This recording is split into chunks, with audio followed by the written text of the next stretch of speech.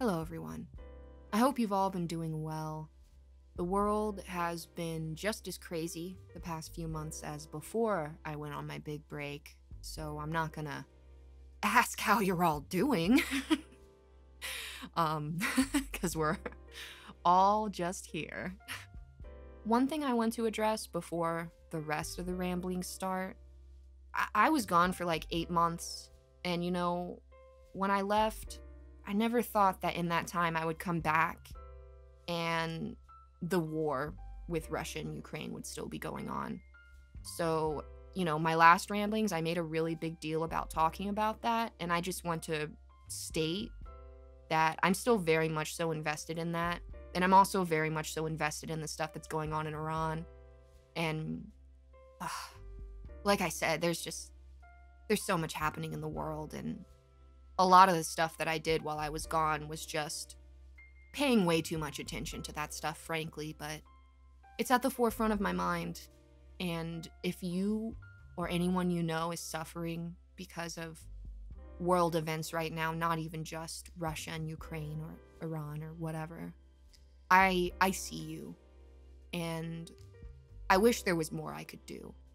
So until that stuff goes away, I'll just continue to just let people know they have my support. And if any of you have a way I could help, I'm happy to hear it. I was incredibly thankful for all of the notes I got on my newest story. I got a lot of really helpful comments from people.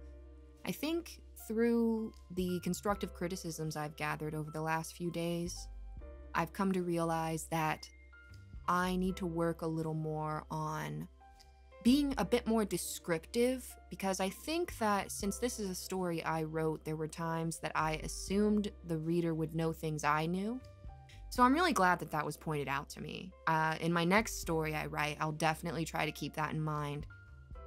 With this being the first story I wrote, I don't know, I didn't really keep that in mind, so that was very helpful to know.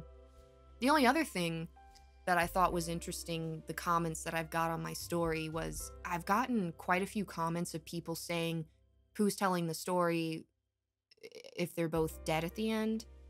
Frankly, I've always thought that was a pretty stupid rule. For those of you that don't know, the reason why in most creepypastas and narrations and stuff like that, there's always someone that can tell the story somehow, is because the actual No Sleep subreddit made that a rule.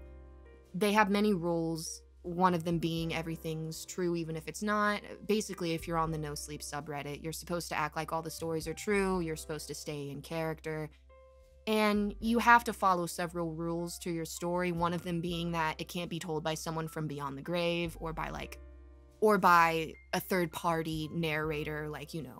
Most books you read have just a random god voice that's just narrating.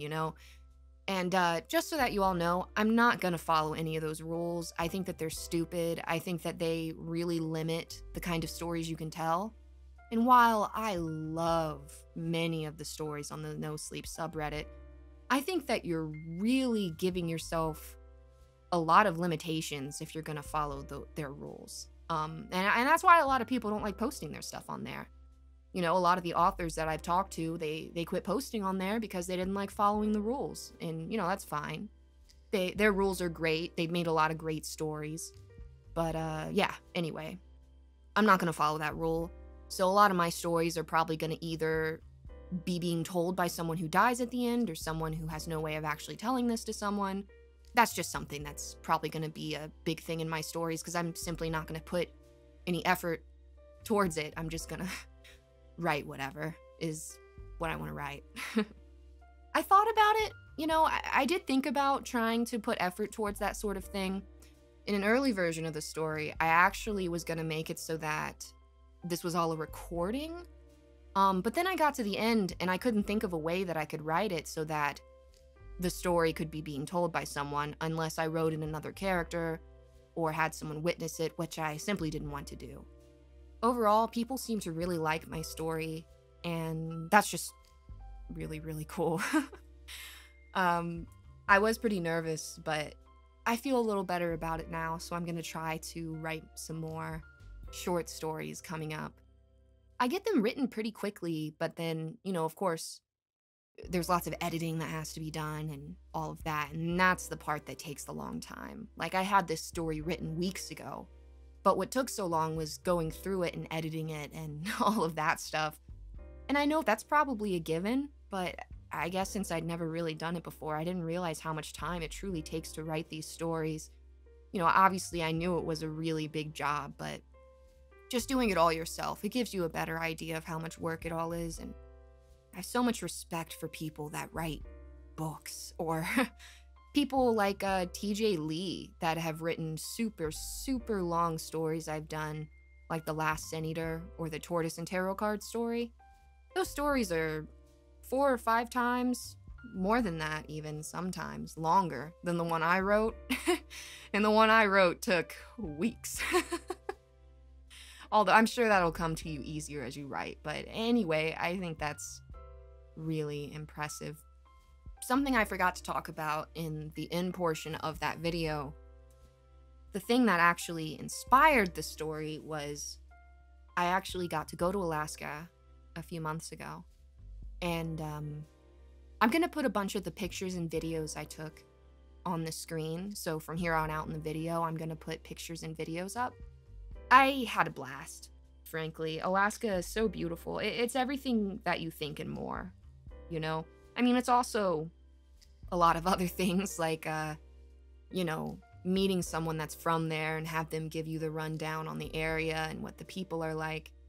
You know, it was just interesting because we don't think about how things like that are affected in our normal lives. Like, we were walking through the grocery store. I was visiting my sister-in-law that lives up there, and there was like nothing in the bread aisle, and I asked her why, because this was only a few weeks ago and there aren't really huge shortages like that where I live. And she said, well, it's been too stormy and the boat hasn't been able to come in.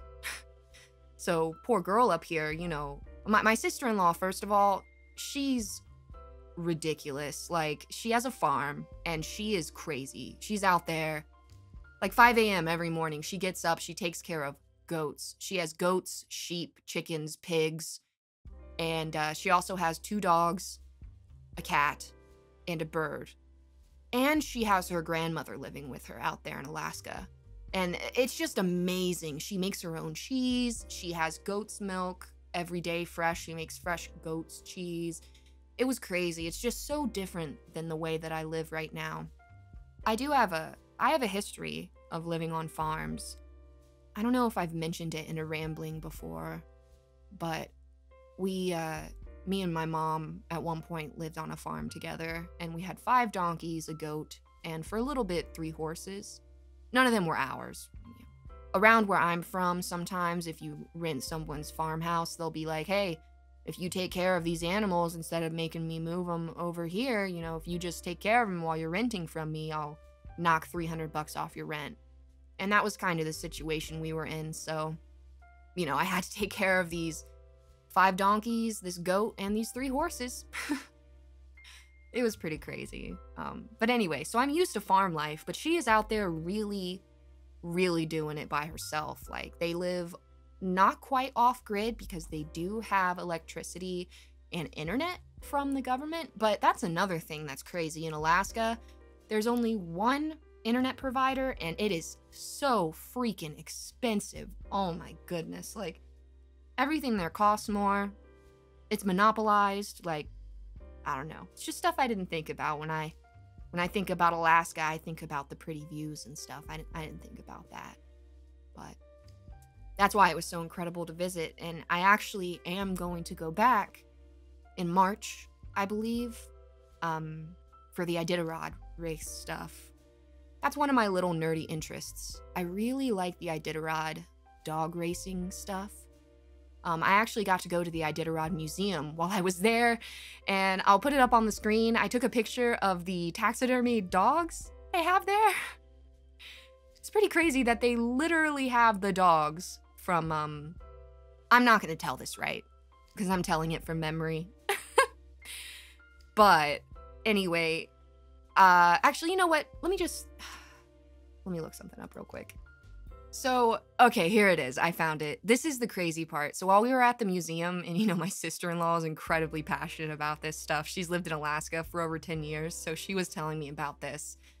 So have you ever seen that Disney movie, Balto? That's loosely based on a real thing.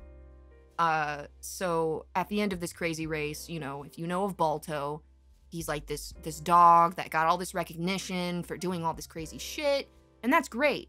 But what's sad is, like, Balto didn't actually do any of that shit. Balto was switched in for the last few miles of the race and finished the race, but he didn't actually do any of the shit this other dog named Togo did. And, like, in the Iditarod Museum, they have a plaque talking about that and stuff, but for some reason the rest of the world just didn't look into it enough, I guess, and so Balto got all the recognition. Anyway, I'll, like, link stuff in the description to where you can actually read up on what all that stuff is, not just like my fifth-hand account heard from someone. But it's actually incredibly interesting, and they had Togo there in the museum, taxidermied, which is a little weird to look at, but I mean, that's really cool. Like, he's literally an Alaskan hero. Like, that's cool. But anyway, if anyone tries to tell you Balto did that, say no. Actually, Togo did that, and I don't know, Balto fucking stole Togo's valor or something. I have been having a blast recently too, because first of all, God of War Ragnarok came out. I'm obviously not going to spoil anything, so if you hear that and you're like, oh no, spoilers, I will not spoil anything, but I will say that God of War has been one of my favorite series since I was a small child. Some people who babysat me when I was like 7 or 8, they would play God of War 1 while they were babysitting me, and yeah, it's just one of those things, like, it worked its way into my brain, and it never left, and it won't leave. Like, I love the God of War series. I am obsessed with Kratos. I actually I'll put a picture of it in the ramblings so that you can all see how far gone I am.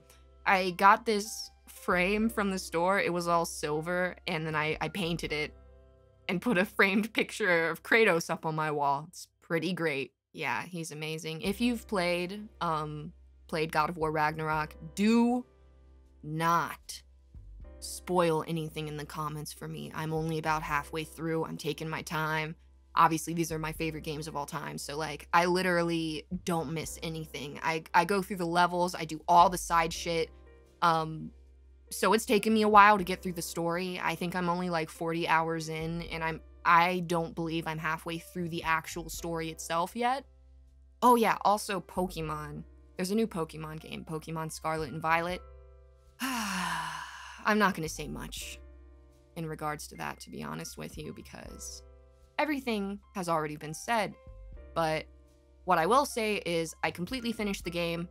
I got the shiny charm, I finished the dex, I literally beat everything, and aside from anything else that might be wrong or right with it, I'm just sad that there's nothing else to do.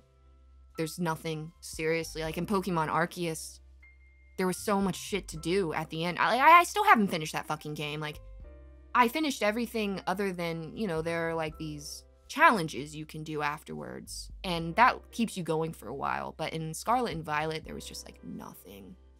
I'll put a few pictures and videos from that up on the screen, too, because I did play a lot of that with the Dark Somnium. He got Scarlet, and I got Violet.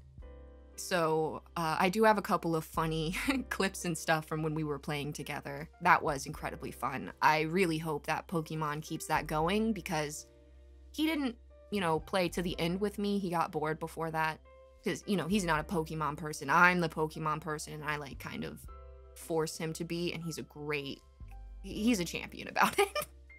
But anyway, it was really fun to play with him until then. We just kind of tried to run around and see what we could get to glitch. So I'll put a couple clips from that up here as well. Anyway, I guess I just want to close this off by saying I'm really glad that I'm back. I'm probably not going to answer any questions about what I did while I was gone, like specifically, just because a lot of it was related to my personal health and the health of others around me that obviously have never asked to be talked about in front of thousands of people. So I'm not going to talk about that. And I'm just saying that because, some people have been asking. But I know, once you hear this, you'll probably, I don't even have to say probably. I just know that you'll all be very respectful. I have a very respectful, caring audience. I think that you pull in what you put out. And we have a very nice, respectful community. I'm so thankful for that. Anyway, I'll try to be back with more stories soon.